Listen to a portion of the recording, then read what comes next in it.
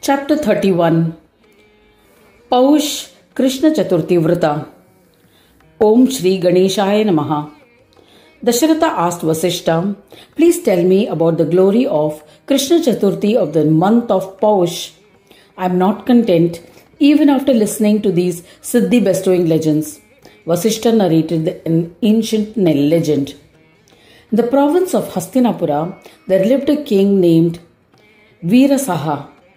He was righteous, adhered to the law, skilled in the use of weapons, powerful, recognized for his might and generosity. He respected the virtuous ones and was skilled strategist. Despite many donations, he was afflicted with barrenness. To be cured, he served the devas. Brahmins had performed yajna rituals to be blessed with a son. Yet he could not beget a son to propitiate the family lineage. He visited places of pilgrimage. He performed numerous pujas, but he did not beget a child. In the end, distressed, the king renounced his kingdom and with his wife went to the forest. While wandering in the forest, he faced the hardships of heat and cold, so they went deeper into the forest. They fearlessly wandered in the dense forest inhabited by lions, tigers, and other wild animals. One day, they unexpectedly met the great Yogendra, Trita. Seeing him, the king humbly offered pranams to him with devotion. When the yogi inquired, the king narrated his plight with sorrow and wept. Feeling pity for the king, Trita said, "O king, in your kingdom, the observance of all the Siddhi bestowing Chaturthi Vrata has disappeared. Therefore you are barren. The Vrata has the power to bestow at least one of the four-fold prosperity. Since you have not observed this Vrata, you and your subjects will not be rewarded by any benefits of other rituals performed and will go to hell." The yogi then narrated the importance of Chaturthi Vrata and the procedure for observing it. Veerasaha listened to the narration, which was gratifying, and said, "O merciful one, please tell me about the form of Ganesha in detail, so that I can always worship him." The yogi replied, "It is impossible for anyone to narrate about the form of Ganesha in entirety, but I shall explain about him based on my own experiences. When I was performing penance, I had become proficient and capable of pronouncing a curse as well as conferring blessings and boons. I went with two of my learned Brahmin brothers, Eka and Dvita, for performing a yajna for the king. After concluding the yajna, we were returning home. We had received a generous dakshina consisting of cattle and other valuables. While returning, my brothers robbed me, abandoned me in a deserted and barren well, and left with my possessions. The well was dry. I was heartbroken. I performed the yajna rituals in my mind. Manasik yajna, which is benevolent in times of crisis. The devas arrived to take their share of the oblations. I performed their Manasa Puja and greatly satisfied with my worship, they bestowed a boon upon me.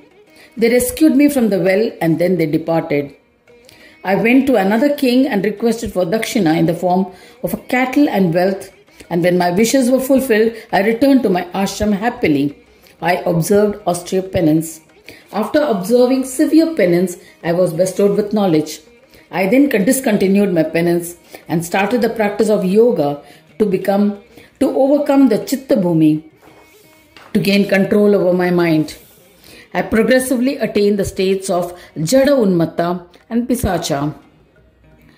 Oblivious of everything, Unmatta means crazy or drunken. Eventually, I was established in Samabrahma state, peacefully and blissfully in my ashram. At that time, Mudgal Muni arrived. He was the embodiment of dharma, knowledge, pure and generous and worshipped by all yogis.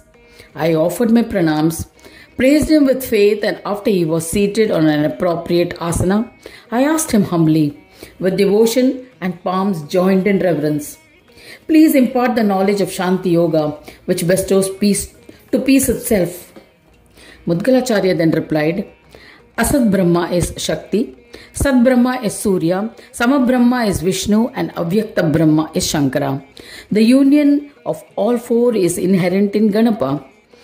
The Lord of the union of these Brahmas is endowed with Maya. Ganesha brings about the Sanyoga of all with acts. When these Brahmas are in a state of disjunction, Ayoga, Ganesha is devoid of Maya. When he has no desire to perform any acts, the four Brahmas remain distinct. Ganesha is the union of Sanyoga and Ayoga. He is the one who is known to bestow peace on peace itself. Hence, you must wholeheartedly worship him with devotion. After preaching thus, Mudgalacharya initiated me into the Ekakshara mantra with ordained rituals and disappeared. I worshipped Ganesha with single-pointed devotion wholeheartedly. I attained peace and wandered fearlessly. There is no Brahma other than Ganesha. There is no penance other than that of Ganesha. Neither any karma or knowledge is superior to Ganesha. Nothing in this world is superior to Ganesha. Ganesha is yoga itself, and the only bhakti that exists is Ganesha. Hence one must worship him before commencement of any deeds to achieve siddhis. If Ganesha is neglected while performing any karma or before the commencement of education, then this will likely to give oblations to ashes. Their deeds will be futile. If other devas are ignored and only Ganesha is worshipped with single-pointed devotion, such a devotee will be blessed with success and will be accepted as being one with divinity. Saying this, Trita Muni initiated Veerasaha into the Dasakshara mantra of Ganesha with all rituals and disappeared. King Veerasaha was overjoyed. He returned to his kingdom. His ministers welcomed him back. He took over the governance of the kingdom. Thereafter, when it was Paush Krishna Chaturthi, he along with all his subjects observed the Sankashti Vrata as ordained. He later popularized the observance of the Vrata.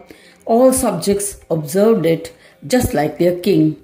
The king was blessed with a son who was brave, righteous, and an able strategist. He pleased all the subjects with his virtues. Due to the observance of the Vrata, the people in the kingdom became free from disease. They became healthy and happy. They would discuss the glory of Chaturthi Vrata wherever they went. Later, the king handed over the reins of his kingdom to his son and with his wife returned to the forest. There he engaged himself in the worship of Gananatha. In the end, he merged with the Supreme Divine. Due to merits earned by performing the Vrata, his subjects too eventually attained Swanandaloka and merged with the Divine. Such is the glory and magnificence of the Chaturthi Vrata. I shall narrate one more legend relating to this Vrata which can destroy all sins. In the province of Gauda, there lived a sinful, greedy trader who poisoned his parents for wealth. He poisoned numerous others. In the process, he became wealthy. He became an adulterer and molester of women.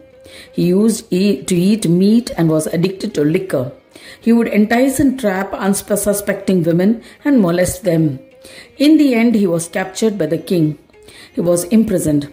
Soldiers battered him mercilessly. He was chained in bondage. That day fortunately happened to be Krishna Chaturthi of the month of Paush. He did not get anything to eat or drink. He had coincidentally fasted on this day.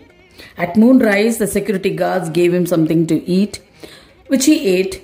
Next day, on the day of Panchami, the king's Duta executed him. His life ended in this manner.